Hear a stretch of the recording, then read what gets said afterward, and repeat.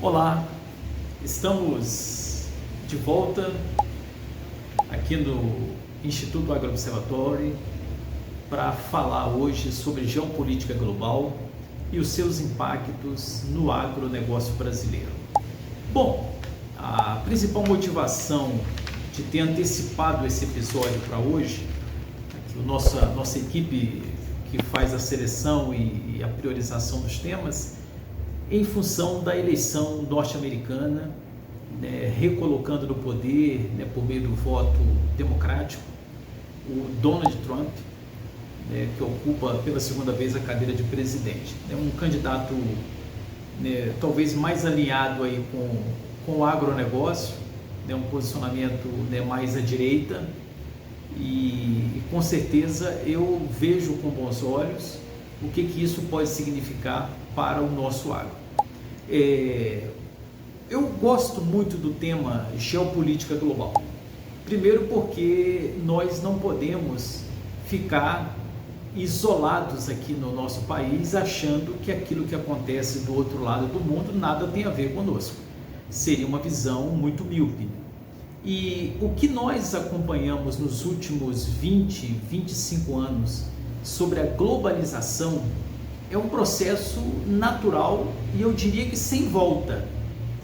Mas a pandemia, ela descortinou algo que ou os empresários ou os países, ou talvez as lideranças políticas dos países ignoravam ou não queriam enxergar, é a interdependência entre as nações.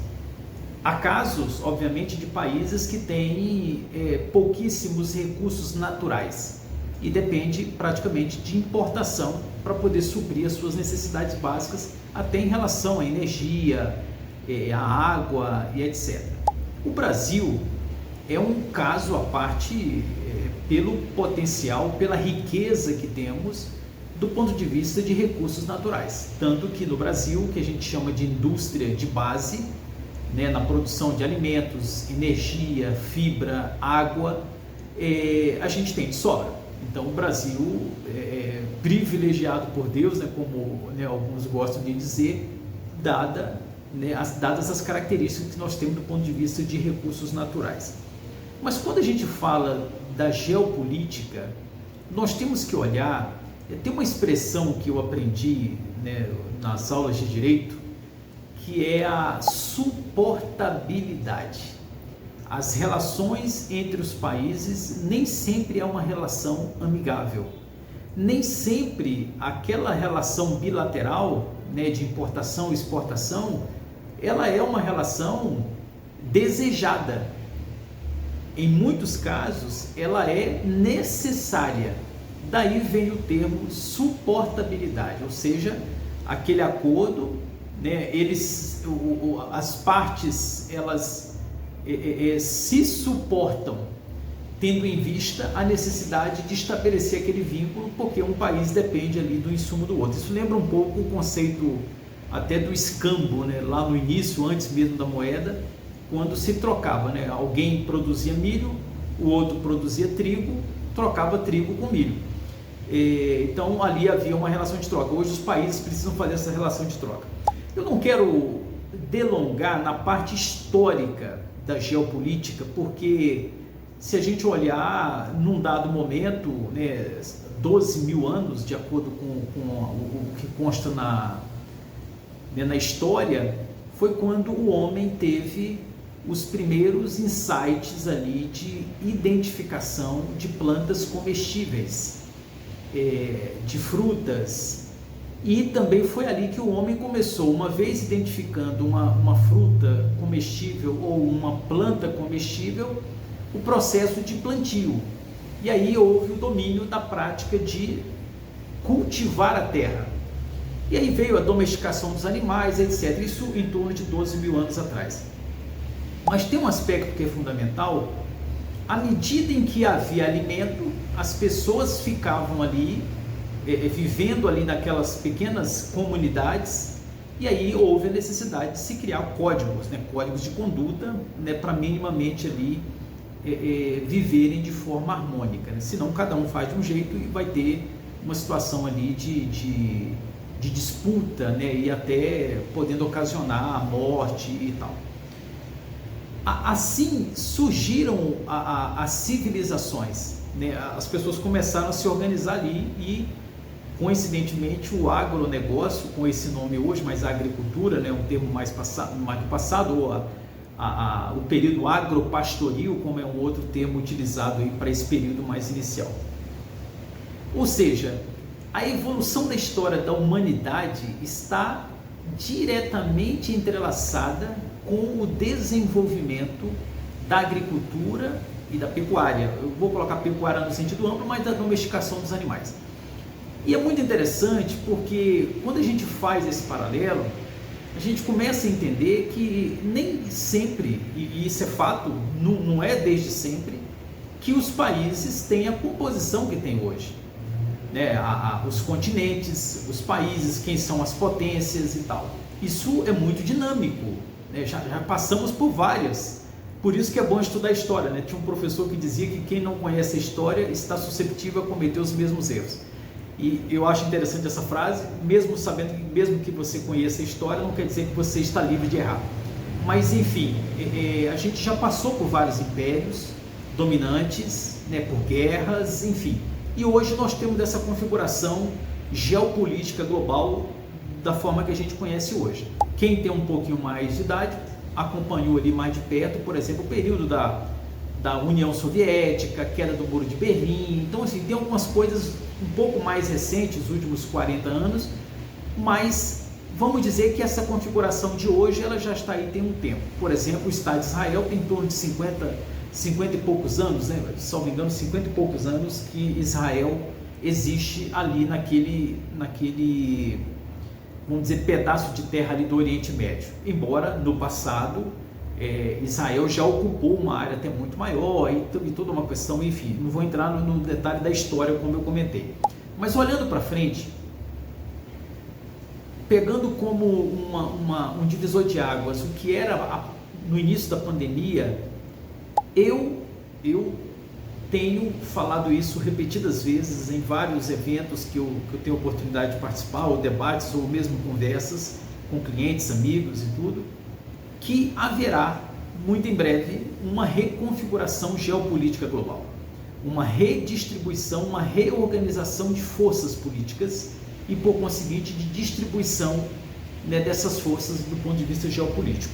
A gente acompanha ali, né, essa queda de braço, guerra Ucrânia com a Rússia, ou Rússia e Ucrânia, né, não estou querendo defender um ou outro, os conflitos do Oriente Médio, né, ali Israel tentando se defender, né, dos ataques ali daquele grupo terrorista, o Hamas, e tem tantos outros conflitos acontecendo e que a gente às vezes não entra muito no detalhe.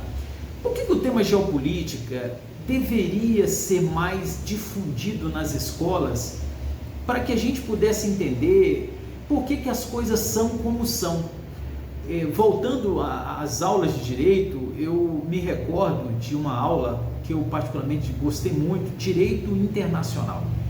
Na teoria é tudo muito bonito, o papel do direito internacional, o papel da Corte Interamericana, da Corte Internacional, do Tribunal, né, lá de Haia, enfim, da ONU, a autodependência dos povos, a soberania das nações, enfim, tem todo um conceito muito bem definido, muito bem estruturado. Mas na prática, o que a gente vê não é bem assim.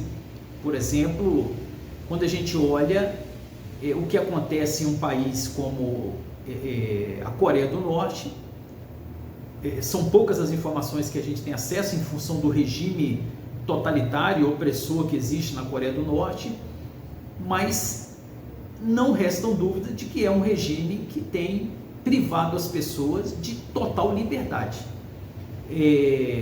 Por que ninguém faz nada?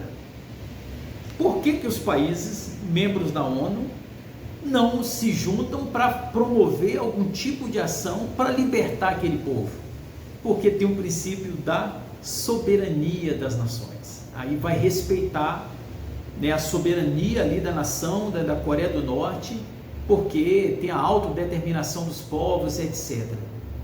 E é muito complicado também a gente querer julgar os outros ou avaliar os outros com a nossa régua, porque existem fatores culturais diferentes. Então, qual que é a cultura da Coreia do Norte? Qual é a cultura da Coreia do Sul, do Japão, da Austrália, Rússia, China, Venezuela, Argentina, Uruguai, Canadá, Brasil, Estados Unidos? Então, é muito diferente cada cultura. E eu até tinha feito aqui uma pesquisa, mas acabei perdendo aqui a minha anotação, é sobre a quantidade de países que existe no mundo. Eu pressuponho que está na ordem de 180 a 200. E você imagina a quantidade de idiomas, de hábitos, né, os aspectos culturais, religiosos, etc., que envolvem. Então, toda vez que a gente fala de geopolítica global, é sobre isso. Imagina que está aqui sobre a mesa várias peças de um quebra-cabeça com 200 peças. Um quebra-cabeça com 200 peças, sendo que cada uma dessas peças é um país. E aí a gente poderia, né, para efeito didático, cada cor de um país aqui representaria o regime que ele tem. Por exemplo, se é um país democrático, né, vamos usar esse termo, ou um país socialista, ou um país ditatorial. Como é que seria essa distribuição das 200 peças por cores? Outra coisa, se fizéssemos essa divisão do ponto de vista de países desenvolvidos e países subdesenvolvidos ou em desenvolvimento, como é que seria a distribuição aqui das cores? Então, existem muitos fatores na mesa, né, do aspecto, como eu citei, da religião, da cultura, do idioma, são N fatores. Então, é difícil você pensar sobre uma palavra que é interessante, né, qualidade de vida. É diferente qualidade de vida de qualidade. O que pode ser uma qualidade de vida para mim é uma régua padrão. Quando eu falo de vida de qualidade, é o que faz diferença para a pessoa. Por exemplo, vamos imaginar que alguém sinta-se muito feliz e não quer nada diferente disso, de morar aqui, né, eu estou falando de Belo Horizonte, na Serra do Cipó, perto de uma cachoeira que tem lá. Uma zona rural, tem ali a sua casinha, né, o seu cachorro, suas vaquinhas, e vive ali naquele ambiente. Vai ter pessoas que vão dizer, não, eu prefiro morar na Savassi, né, região centro-sul de Belo Horizonte. Quem é que tem a melhor qualidade de vida? Depende. Qualidade de vida é uma régua única que a gente quer medir todo mundo. Se eu for olhar qualidade de vida, a régua pode ser diferente. Essa pessoa que mora lá na Serra do Cipó, ela tem parâmetros que para ela valem muito e difere dessa pessoa que quer morar aqui na Savassi ou morar em São Paulo, lá no Morumbi. Então, a maneira como cada pessoa coloca peso para isso é o que vai definir a vida de qualidade. Agora, quando a gente usa um discurso padrão para falar de qualidade de vida e acha que o que é bom para mim é bom para os outros, isso pode não ser verdade. Então, quando a gente fala da geopolítica global, é um pouco sobre isso. É difícil dar pitaco no que está acontecendo em outros países sem conhecermos o estágio de desenvolvimento, os modelos que aquelas pessoas conhecem sobre o que é liberdade, o que é religião e tal. Então é difícil isso. Por exemplo, o Irã, né, há uma privação total de direitos das mulheres no Irã. E aí a pergunta que fica é, será que o nosso modelo é o melhor?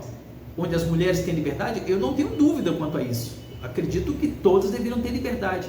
Mas para quebrar essa cultura num país, me parece, né, também, né, uma cultura ali milenar, é muito difícil. Ou na China, né, aspectos culturais da China, como é que você leva para um outro país? Então, no final, a globalização, ela promoveu uma mistura disso. Ela criou aqui, talvez no meio, uma cultura globalizada. Por isso que você vê chineses espalhados no mundo inteiro. Você vai aqui em São Paulo, tem muitos chineses, japoneses. Você vai no Canadá, tá lotado de chineses, na Austrália. Enfim, eu percebo que criou-se aqui no meio uma cultura globalizada.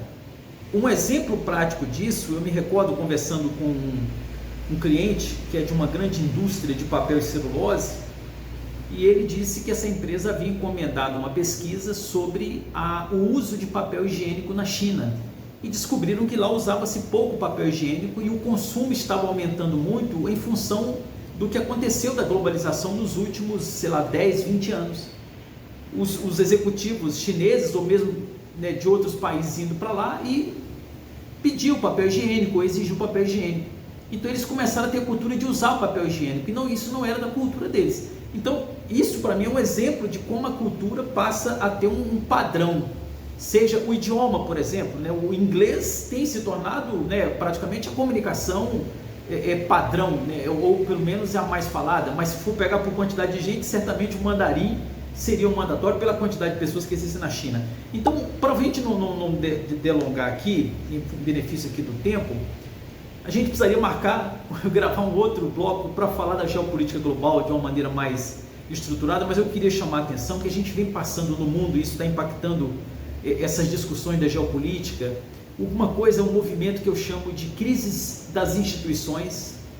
A gente vive um momento totalmente paradigmático de crise institucional em todos os sentidos. A gente vive no Brasil um problema gravíssimo de insegurança jurídica. Nós nunca tivemos uma boa reputação do ponto de vista de segurança jurídica, mas nunca esteve tão ruim como está agora. Alguns movimentos que a gente tem acompanhado no Brasil, que é da judicialização da política e a politização da justiça.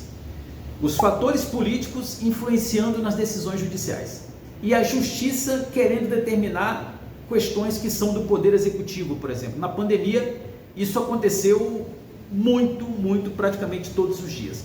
Então, quando a gente começa a olhar para toda essa sopa de letrinhas que está dentro desse tema macro, geopolítica global, nós precisamos entender que o Brasil é um país privilegiado por ter muitos recursos naturais, a nossa indústria de base de recursos naturais é muito forte, e nós temos um grande mercado consumidor lá fora, que são imensa quantidade de países que compram os nossos produtos, e nós também importamos produtos lá de fora.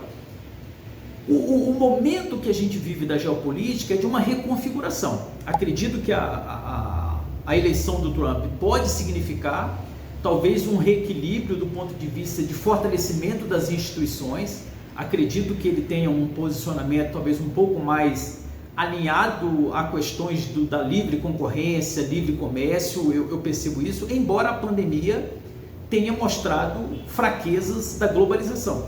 Por exemplo, o próprio Trump estava no comando dos Estados Unidos na época da pandemia e ele vivenciou de perto quando precisou comprar materiais para hospitais, né, luvas, etc., e só tinham esses produtos na China. Então acendeu uma luz falando, caramba, eu estou dependendo da China.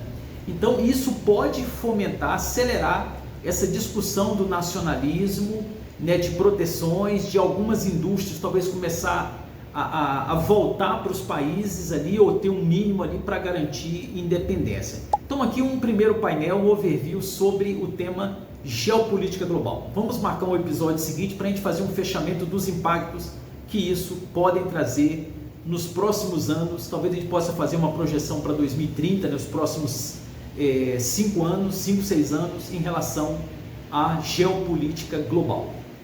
Até mais!